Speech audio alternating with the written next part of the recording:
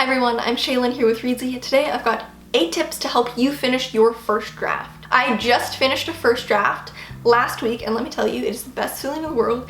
I feel over the moon. I feel like I could go run a marathon, even though I definitely am not physically capable of doing so. I highly recommend it. So if you're on the quest to finish your first draft, here are 8 tips that can help you get there. Before we get started, there is no one way to write a book, and whatever methods work for you.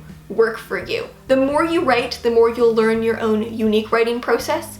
And a lot of these tips are based on more rigid methods of scheduling, goal setting. These are things to implement if you've been unable to finish a first draft, if you're struggling with this. The more you learn about your own writing process, the more confidently you'll be able to navigate it, and you might not need to use some of these tips as you gain more experience. So number 1 is to implement a goal system or schedule. We've got quite a few videos that can help on this, such as how to set writing goals, how to make a schedule, and how to create a writing habit. But a few things that you can play around with when figuring out the best system that works for you would be writing every day, writing every other day, setting a goal for how many days of the week you want to write, setting daily goals, setting weekly goals, setting monthly goals, setting quarterly goals, and giving yourself rewards based on those. So a small reward for completing your daily writing, or maybe a slightly larger reward if you complete your monthly goal. Number 2 is to find a writing buddy or writing group. There's nothing that will keep you accountable like another person. If we're only accountable to ourselves, the only person we have to let down is ourselves, and a lot of us are completely fine with that. But as soon as you're accountable to another person, it can really motivate you because now there's someone else keeping you in check. You can swap chapters as you write, or just keep each other accountable, bother each other if you're not getting your words in. It can just be really motivating to have someone else going through the same process as yourself, and it can be nice to have someone to talk to when the writing process hits a low. Number 3.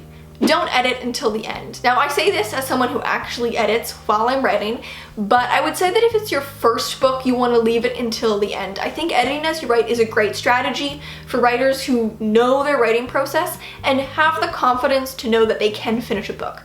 But if you've never finished a book before and this is your first book, don't focus on editing quite yet. You want to stay focused on the task at hand, which is actually completing that manuscript, and stopping to edit can become a distraction from that.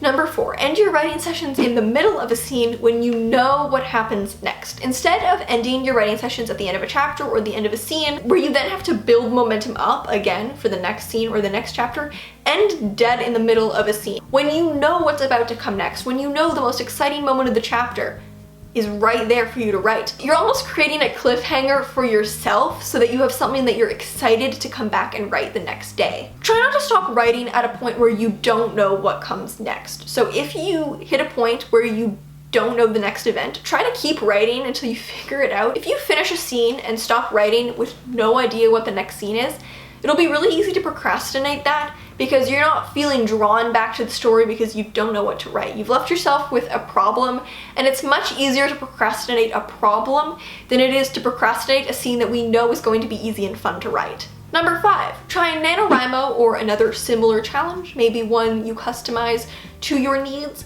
for a bit of a productivity boost. I always recommend NaNoWriMo to first-time writers. If you've never heard of NaNoWriMo, it's National Novel Writing Month. It happens in November, but there are also other NaNoWriMo events that take place in April and July.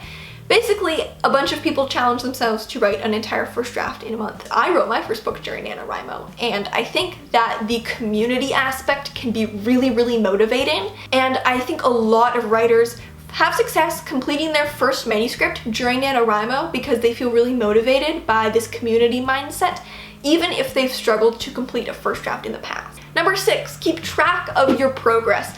It's actually funny to me how much more productive and how much more motivated I am to write when I'm keeping track of my progress somewhere. It almost makes it feel like it counts more. It obviously doesn't count more, but it feels like it counts more. It's like how if I get something done that I needed to do, but it was never on my to-do list, therefore I never got to check it off. Did it even count? Feels like it didn't. Maybe this is just me, but it feels the same with writing. I personally track my writing on a website called My Write Club, where you can set progress bars and writing to-dos for yourself. But in the past, I've even just written it down in a notebook. I had a notebook where I just wrote down how many words I wrote every single day. Because it became part of my routine, I would notice at the end of the day, I didn't have any words to write down. I didn't do anything. If you struggle to just keep accountable to yourself, this might be a good solution. Number 7, don't give up even if the process is slow. Sometimes if it's taking you a long time to write a book, it just feels like it will never end. You get to a point where you're deep enough into the draft that there's really no light at the end of the tunnel, but you can't see the light at the beginning. It's too late to turn back. You've lost momentum. You feel really tired. It can be really demotivating. Books are written in small little chunks over a long period of time. And even though it doesn't seem like it, a little bit of progress is still getting you one step closer to the end. As long as you don't give up, you will get there. It is possible. And when you actually break it down numerically, it's probably easier to achieve than you feel like it is. If the average book is 80,000 words, let's say, and you write 1,000 words a week, 1,000 words a week is really not a lot of writing. It's probably quite feasible. That's 80 weeks, in a year and a half, you'll have your book done. And if you're writing at a faster rate than that, it'll be even less time. Number 8, finally, remind yourself what your goals are. It can be so easy to get demotivated.